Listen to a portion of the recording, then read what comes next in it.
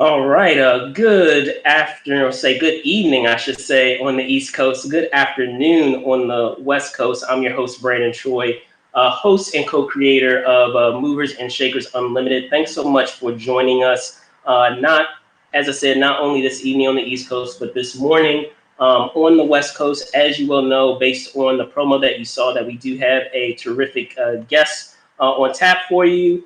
They are the star, one of the stars of the film that you see right here to my right, your left, Painkiller.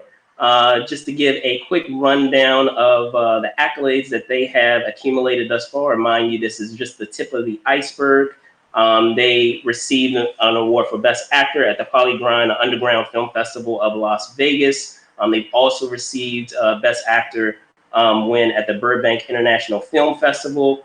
And they are a two-time award winner at the Action on Film International Film Festival. Without further ado, I'd like to introduce, let me bring them on right now, Michael Pare. Let me bring him on now. Hey, Michael, what's going on, sir? I'm doing well. I'm How doing you well. doing? It's nice weather here in California, and life is good. Awesome, awesome. Well, first and foremost, thanks for taking the time to come on Movers and Shakers Unlimited. Um, just to hit the ground running in seeing this film, can you tell me, how you came upon this project? Well, Mark Savage is, I'm kind of a fan of his movie. My buddy Armand Asante did his movie Stress to Kill. And I watched that. And Mark makes, movies about very topical situations and stuff that I can get behind right away. And Painkiller is certainly one of those topics. The idea of the opioid epidemic. They can't bring too much attention to that issue. Absolutely, absolutely. With that being said, as you said, talking about the opioid crisis and the impact that it's had with the various, drugs that have been introduced and how they have shaped, for better or for worse, how we live our everyday lives and how it's impacted so many lives. Prior to doing, this film, I was speaking to Bill in a prior episode, and he was talking about, how closely it struck for him, with personal experience that he had. Had you had that prior experience, thus far, maybe with family or friends, with one of the instances that we have with this crisis. Well, Tom, the writer that the show is based on, his son was a college athlete, right? I mean, he was Yeah, a sports guy all through high school. He went away to college on an athletic scholarship, and he hurt his back, and he went for a prescription, and they gave him, he went to be treated, and they gave him a prescription for oxys, but he was addicted before he finished taking the first prescription, he ordered the second one, and he overdosed and died. Oxycodons are not, things that should be handed out so freely. I mean, something that I've been talking about is harder for me to get uh, toenail fungus medication than it is to get a prescription for oxycodone. Now, there's something very screwed up in that situation, right? absolutely, Yeah. absolutely. And And I'm in show business. I know a lot of people that overdose and die or pass out and have a car crash. And the pharmaceutical companies are not our friends. I don't believe it for a second. They're the biggest lobbyists in the world right now. They donate more money to Congress than taxpayers pay them, of course. So the pharmacy business is, they're bigger than the military industrial complex. And you got to wonder what's behind all that. What is their motive? for sure, for sure. And Money. It's about money and greed. And that's, was the basis of my character. It was a greedy, self-serving, selfish bastard. All of those deadly sins wrapped up in one person when it comes to being a drug dealer. I was going to say, what you're saying now, is a perfect segue into the next question that I had. And um, I was, talking to your co-star, talking to Bill about this as well, and talking about how there really isn't a right answer in terms of how people, have responded to it understandably, when there is loss. And one thing that despite the villainous turn that your character has, in the project, um, at the end of the day, as you really dissect and look into both of the characters, both of them are driven by a loss, or a ghost of their past. In the case of Bill's character is with his daughter, and with your character, what's been what drives him with perhaps how he was brought up, his upbringing, still living in the shadow of his father. So can you speak to that, for better or for worse, how these two characters are driven by, people in their lives that, are no longer with them, but they're still, driven in their current lives right now by those figures. Well, I would say that my character has never come to terms with his childhood, which is really no one else's responsibility but mine, right? And if I'm still, Sure. at my age, trying to get back at my father or prove myself to my father, I have some very serious neurotic issues. And that's nobody's fault. That's not society's fault. That's my fault. This is the United States. We have so many self-help programs. Anybody can get better, and being better doesn't mean that you're functioning. It just means that you're working on yourself. To be in this position and still be working out some resentment I have towards my father, and burning out, working it out on society. I mean, that's a very sick guy. He doesn't need Yeah. meds. He needs therapy. Maybe he needs God. Maybe he needs to learn how to pray. Maybe that's his problem. For sure, and as I said, and speaking of these characters and the various traumas that, just as you were mentioning, traumas that they're dealing with things that they don't have settled, in their lives, it brings to mind, just that overall idea of playing villains, and kind of digging deep into what drives them and what their issues are. And while there are villains out there that we have come to enjoy, in pop culture, that are very, mustache twirling villains, I feel that the more impactful ones have been those that, you understand what drives them, or you have that, you sympathize or empathize with the issues that they have, however awful, the choices is that they have in their lives. And even with other characters that he played, because I would be remiss about, talking about some other films, in your catalog, your body of work. A immediate one that comes to mind is Bad Moon. I love that film. So, Yeah, I love and making Bad talking, Moon. That was a fun movie to make. But so, here's a and guy who talk, was really demonically possessed, right? I mean, that the right. werewolf was a manifestation of a lot of demons that people feel but are able to subdue, and hold at bay.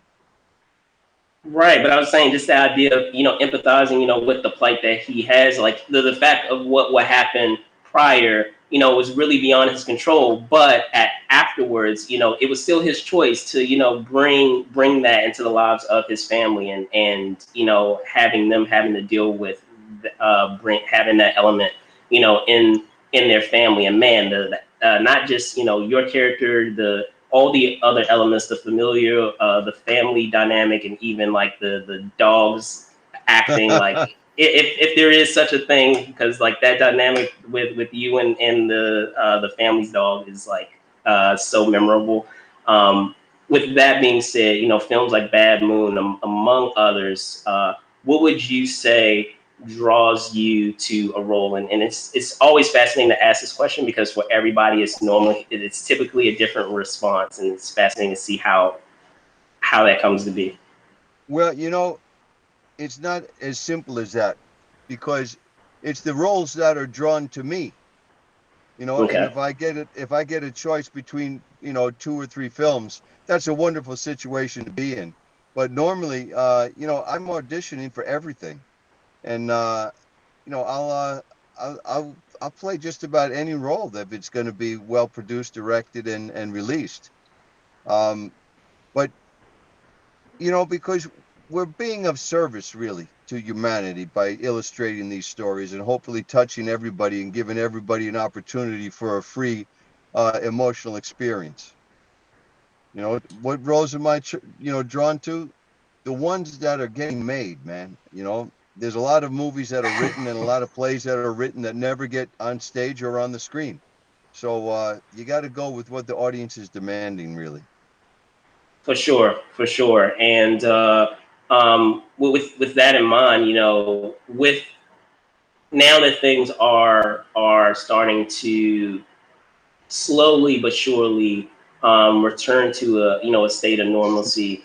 It was interesting, in prior talks with other folks, depending on their discipline, whether it's acting, whether it's writing and directing, what have you, how the current condition, for the of course over the last year and a half has shaped how films, how TV shows are being made currently.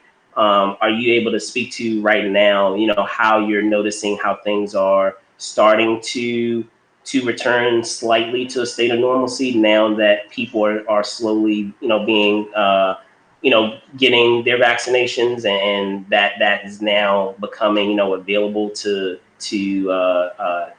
folks in the industry? Well, we have been getting tested several times throughout the production. Right. You have to come up negative to even get the job. People are wearing their face masks, up until the time we roll camera. You got this hand sanitizer all the time. You have to eat by yourself. There's no sitting at a table and, just kind of hanging out. Um, it's just ultra hygienic is how it is now. What it will be like in the future, I guess we'll have to wait and see.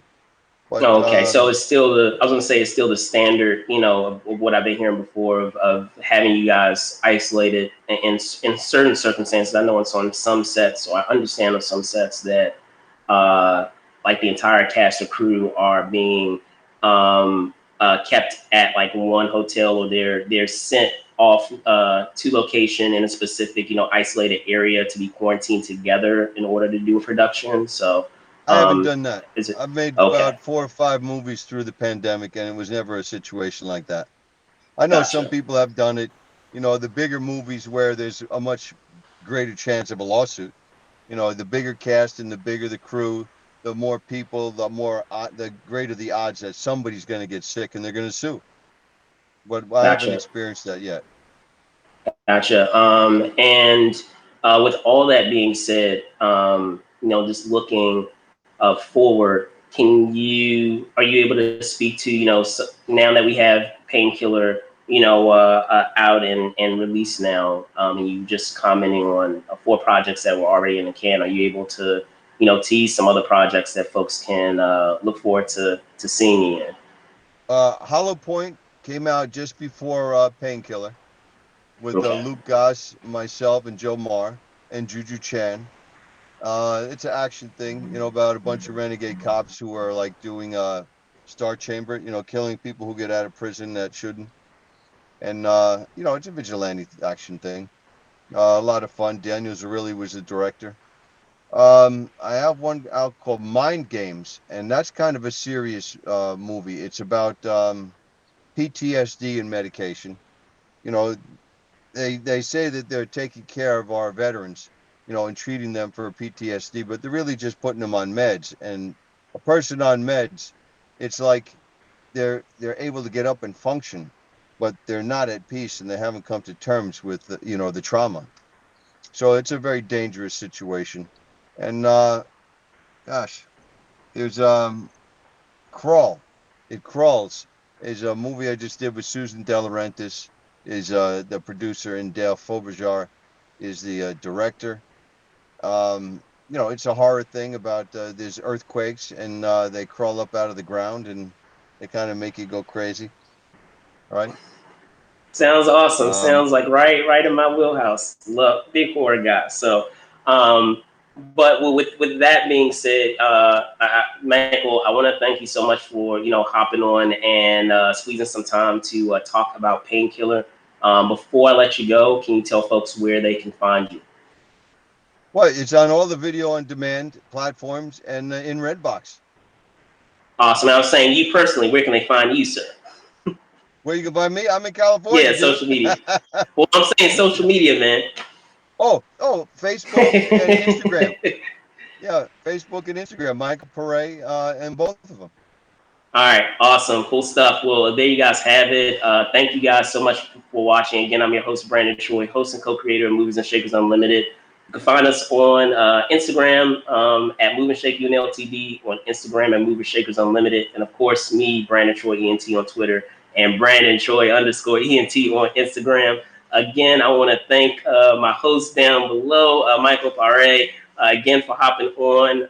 Again, thanks so much for watching. Be safe out there, guys, and Take I'll care, see you soon. Brandon. God bless. Bye. Later, man. How do I get up? Am I off? No. Hold on one sec, right? Looks like we have